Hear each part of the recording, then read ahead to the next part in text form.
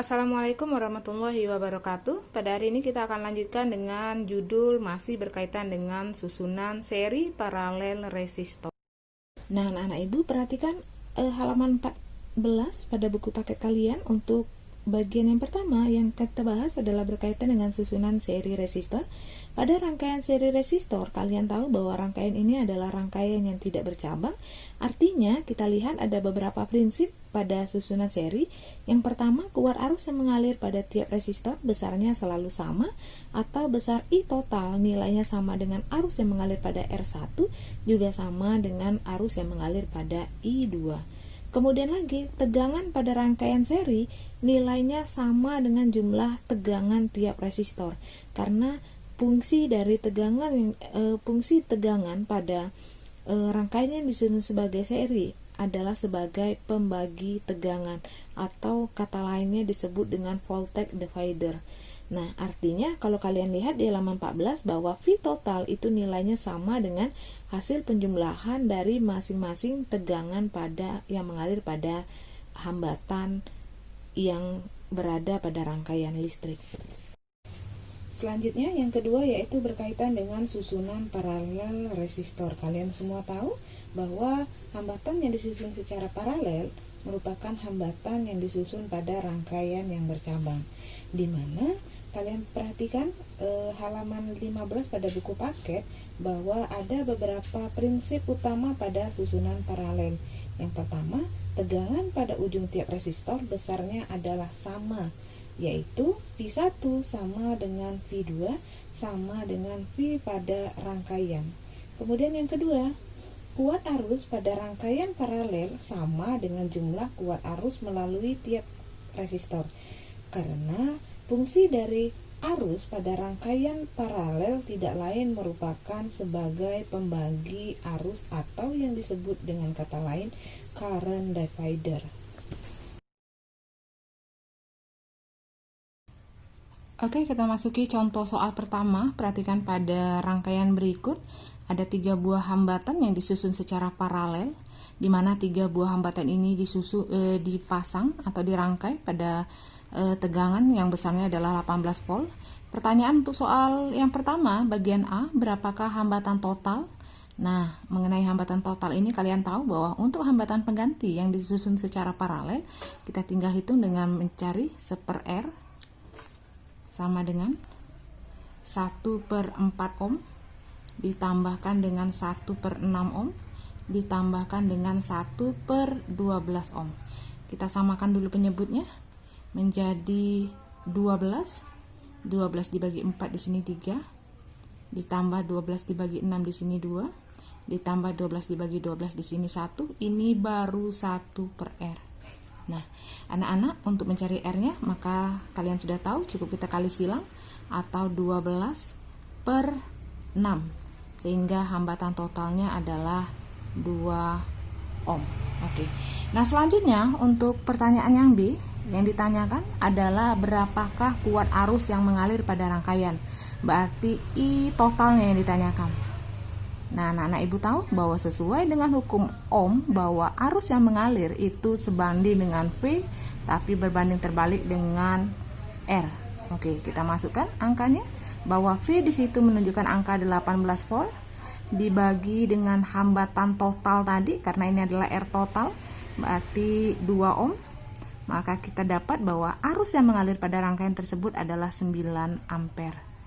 Nah, kita lanjut lagi untuk pertanyaan yang C, di mana yang C ditanyakan berapakah arus yang mengalir pada masing-masing hambatan di sini. Ingat bahwa menurut hukum Kirchhoff bahwa arus yang masuk sama dengan jumlah arus yang keluar melalui cabang-cabangnya. Nah, sekarang kita cari berapakah I1, berapakah I2, dan berapakah I3-nya. Oke. Kita cari I1. Oke. Nah, menurut hukum Ohm lagi bahwa I1, I itu dirumuskan V/R, karena yang ditanyakan adalah I1, berarti R-nya juga R1, sedangkan V-nya tetap V total, karena pada hambatan paralel, tegangannya selalu tetap. Ingat bahwa pada hambatan paralel, fungsi hambatan paralel ini adalah sebagai pembagi arus. Jadi tegangannya tetap, yang terbagi itu hanya arusnya saja. Sedangkan mencari V2-nya nanti kalian hitung cukup dengan V per R2. Kemudian lagi arus yang mengalir pada cabang yang ketiga, yaitu cukup kalian hitung dengan V per R3. Oke. Nah, sekarang kita hitung, berarti ini 18 ya per R1-nya per 4. Oke. Kemudian kalau di sini berarti 18 per 6. Oke, berarti ini 3 ampere. Sedangkan yang di sini kita hitung, ini masih 18 per R3-nya 12. Oke, kita kecilkan dulu, sama-sama dibagi 6 sepertinya. Ini 3 per 2 menjadi 1,5. Oke, ampere juga. Kemudian ini tadi yang terakhir, kita bagi 2 dulu lah. Ini menjadi 9 per 2. Oke, kita bagi lagi. Akhirnya arusnya adalah 4,5 ampere. Nah, anak-anak ibu, sekarang kita lihat.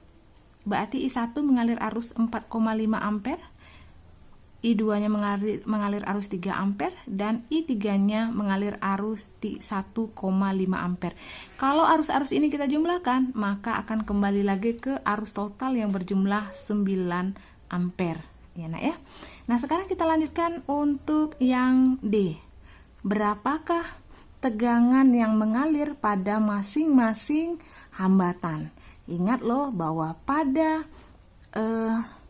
hukum Ohm, bahwa arus yang mengalir itu berfungsi sebagai pembagi arus, tetapi tegangannya selalu tetap. Berarti V total nilainya sama dengan V1, sama dengan V2, sama dengan V3, nilainya sama dengan 18 volt.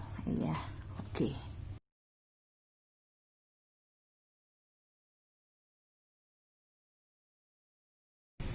Oke, kita lanjutkan ke contoh soal terakhir. Perhatikan pada rangkaian berikut. Di sini terdapat 3 buah hambatan, di mana hambatan ini tersusun secara kombinasi. Untuk R1 dan R2 tersusun secara paralel, kemudian dikombinasikan dengan R3. Oke.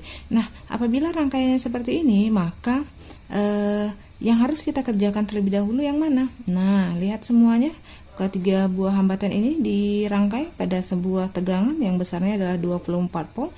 Kita lihat pertanyaan pertama, berapakah hambatan totalnya? Berarti yang ditanyakan adalah R totalnya. Oke. Untuk mencari R totalnya, langkah yang harus kita dahulukan terlebih dahulu adalah kita serikan dulu untuk R1 dan R2-nya. Oke, kita gabung dulu untuk R1 R2-nya dengan persamaan. Ini yang ditanyakan adalah berapakah R totalnya. Ya, nih untuk yang paralel kita gabung dulu menjadi 1, menjadi 1 per R sama dengan 1 per 6 ditambah dengan 1 per 12, kita samakan penyebutnya berarti menjadi 12. Di sini dibagi 6 jadi 2, di sininya 1. Oke. Berarti nilai R-nya berarti ini 3 per 12, iya. Menjadi nilai R-nya kita kali silang atau kita balik saja menjadi 12 per 3, atau R total untuk R1 R2 ini adalah besarnya adalah 4 ohm. Oke. Nah, sekarang gambar untuk rangkaian ini menjadi seperti ini, di mana ini tadi adalah R yang berasal dari R1 dan R2 yang besarnya ketika digabung tadi adalah 4 ohm. Nah, sekarang rangkaian hambatan ini untuk menjadi R total semuanya untuk masing-masing hambatan ini, kalau kita lihat ini adalah rangkaian seri, maka besarnya adalah 4 ditambah 8 ohm, besarnya adalah 12 ohm. Nah, kemudian lagi untuk mencari yang bagian B, oke, untuk bagian B yang ditanyakan adalah berapakah arus totalnya. Nah, berarti I total yang kita gunakan dengan menggunakan rumus hukum Ohm, di mana V per R, ya, oke, R-nya adalah R total juga. Kita lihat V yang mengalir pada rangkaian ini adalah 24 volt, iya, per R totalnya, di mana R totalnya adalah 12 ohm. Sehingga kita dapat bahwa I yang mengalir pada rangkaian ini adalah 2 ampere. Oke, kita lanjutkan langsung ke yang bagian C. Yang ditanyakan berapakah arus yang mengalir pada I1 dan berapakah arus yang mengalir pada I2. Berarti ini tadi ya. Ini tadi masih kita gabung di sini, ya nak ya. Nah sekarang ingat bahwa pada saat rangkaiannya seri, maka fungsi rangkaian di sini adalah sebagai pembagi tegangan. Maka kita cari dulu, kalau di sini totalnya adalah 24 volt, maka dia akan membagi di sini, kemudian dia akan membagi di sini, ya. Kita cari dulu yang di sini, oke. Ya, mencari V yang di sini, berarti ini adalah V3, ya. Kita cari dengan I dikalikan dengan R. Karena dia rangkaiannya tadi seri, berarti I-nya selalu konstan.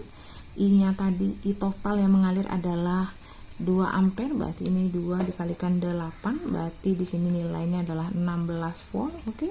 Nah, sekarang untuk yang di sini, untuk V yang mengalir di sini, enak ya. Berarti V12 mengalirnya kita masih pakai rumus I dikali R, oke. I-nya tadi masih tetap 2 ampere karena dia seri. R-nya di sini tadi kita dapat adalah 4 ohm, sehingga tegangan yang mengalir di sini adalah 8 volt. Ini 8 volt, yang di sebelahnya R3 nya 16 volt. Kalau kita jumlahkan, jumlahnya sama dengan V totalnya 24 volt. Oke, sekarang kita lanjut tadi yang C, I1 dan I2 nya berapa? Maka kita lihat langsung saja. I1 kita hitung dengan ini tadi, kita kembali ke sini ya. Ini untuk R1, untuk R2, I-nya mengalir di sini berapa? Ini hambatannya adalah disusun secara paralel. Ingat bahwa fungsi dari paralel ini adalah sebagai pembagi arus, ya nak ya. Nah, berarti I sama dengan V per R. Ingat, karena dia disusun secara paralel, ya, dimana tegangan yang mengalir pada paralel ini nilainya adalah 8 volt dan tegangannya selalu tetap karena dia disusun paralel. Maka ini kita cari V per R.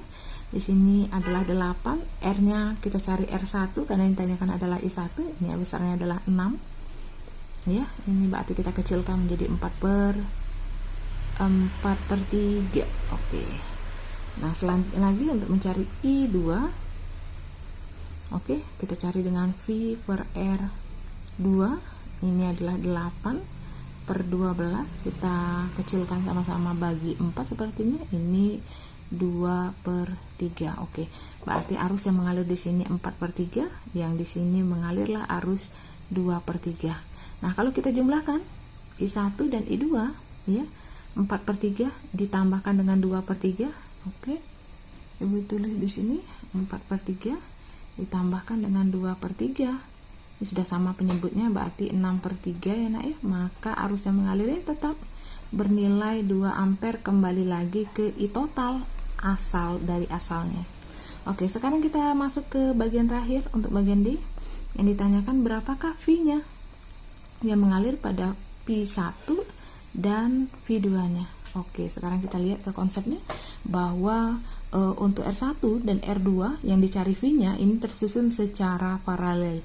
Ingat konsepnya bahwa ketika disusun secara paralel maka V-nya selalu sama, berarti V12 tadi nilainya sama dengan V1 dan sama dengan V2.